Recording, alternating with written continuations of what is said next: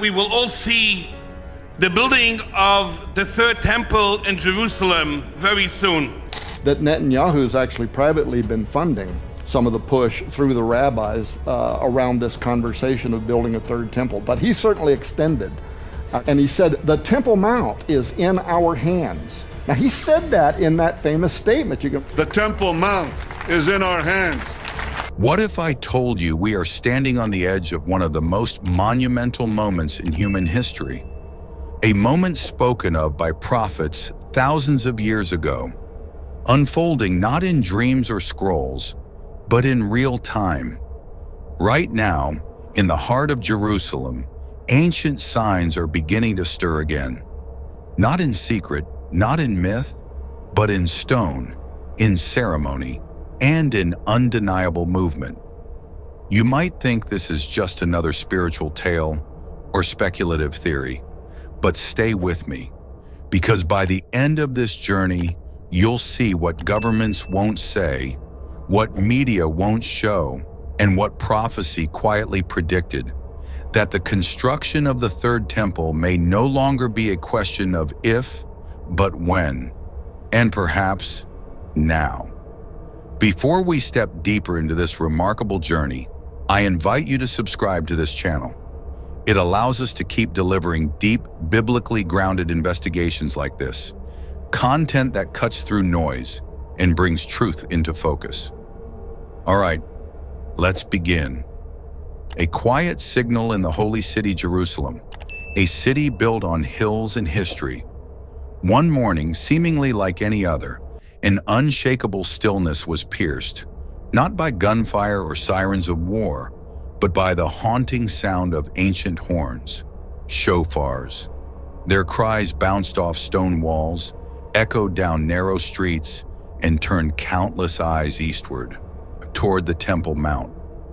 Not far from there, in the Kidron Valley, something unusual occurred.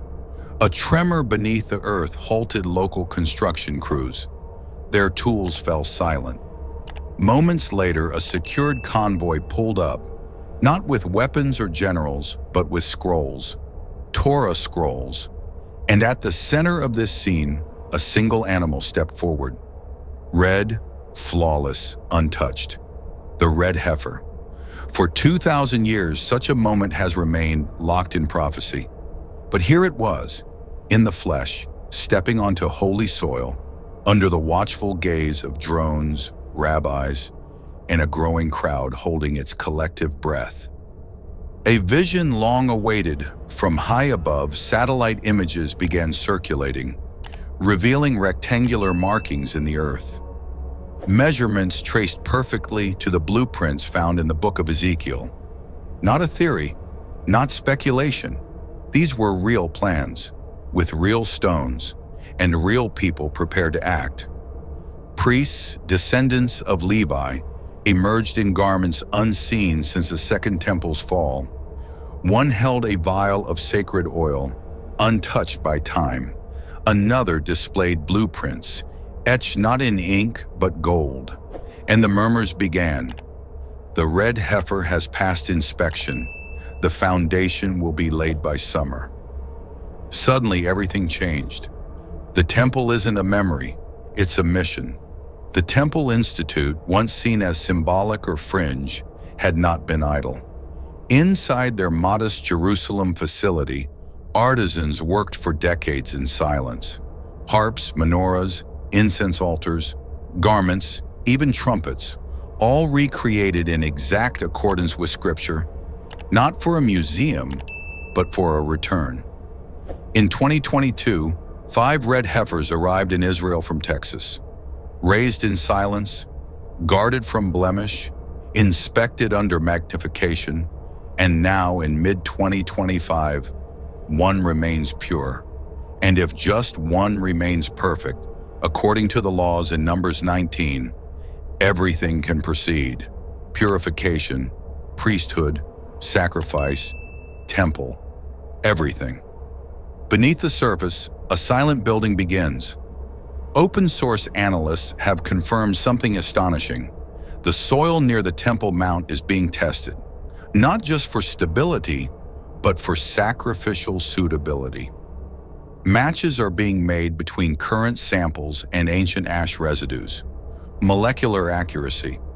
The Israeli government offers no public confirmation, but in a private Knesset session, a single phrase was used, in accordance with prophecy. Meanwhile, the Sanhedrin has begun rehearsals. Iran calls it a provocation. Turkey warns of spiritual war. The United Nations says little, but watches closely. The U.S. will take over the Gaza Strip, and we will do a job with it, too. Still, the movements continue, slow, reverent, unstoppable. Why this matters now, this isn't just about ancient religion. It's not about rebuilding something from history. It's about timing, divine timing. Because in Jewish tradition, only 9 red heifers have ever met the biblical standard. The 10th, according to rabbinic writings, will be associated with the days of Messiah. Could this be it? That red heifer still lives. Watch 24/7.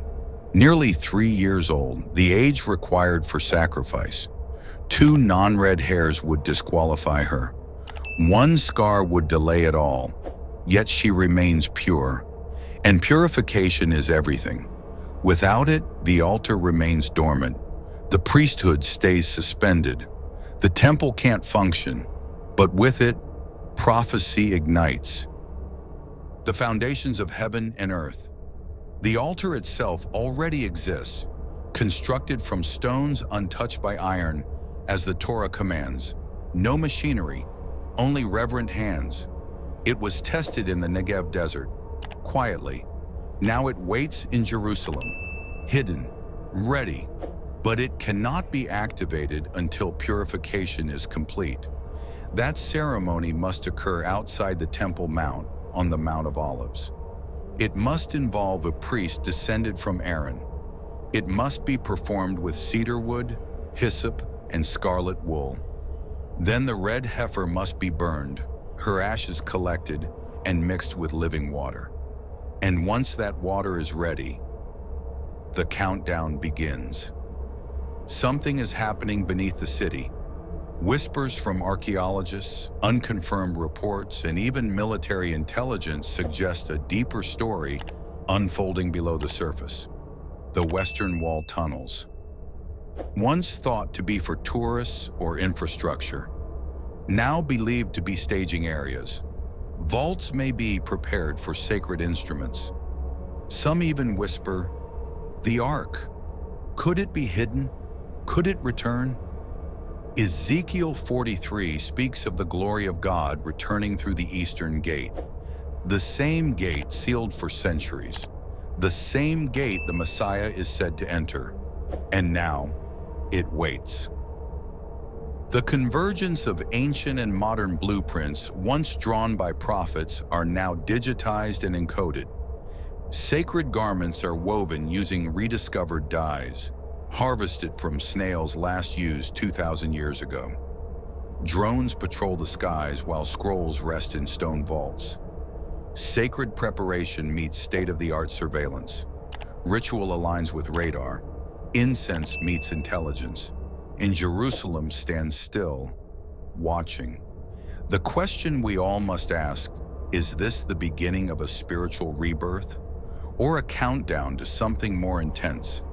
Because the moment that first stone is laid, the world will react. Not just politically, spiritually, emotionally, cosmically. Some will celebrate, others will resist, but none will be able to ignore it. This isn't just prophecy, it's preparation. Children now visit the temple model not as tourists, but as future keepers of the flame.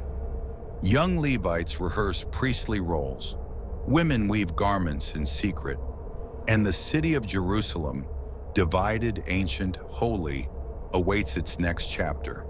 From Ezekiel to Daniel, from Numbers to Revelation, every thread is coming together. Every sign is active. Every instrument is ready. And the heifer still stands.